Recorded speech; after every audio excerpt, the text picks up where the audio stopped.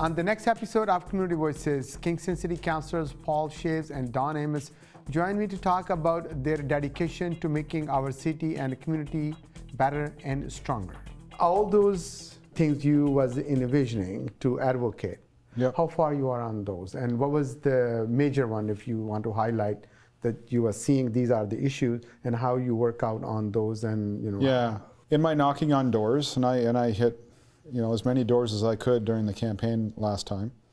4 themes came out. Affordability, meaning people wanting to rent or buy.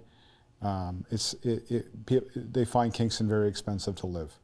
So our biggest aspect in us tackling that is that we've been approving at a record pace the amount of builds that we can do, whether it's medium to, in Kingston standards, higher story buildings, so that we have a more broad-based inventory of places that people could live.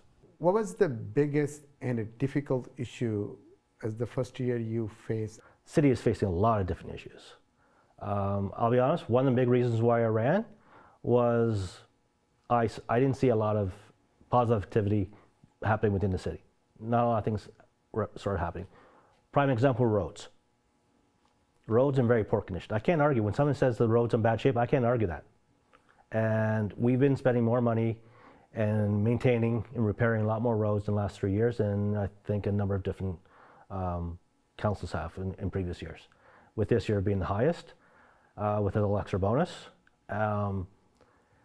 It's not enough. Maybe it's making a small dent. People may not be seeing the full impact because the neglect they've had. But I've noticed that this council, for the majority of the times, have the same visions. So sometimes it's not difficult to push your agenda forward, such as roads. I think everyone agrees roads around Kingston are not the best. They're in poor condition, and it's a high priority. And it's been a big priority for the last 4 years.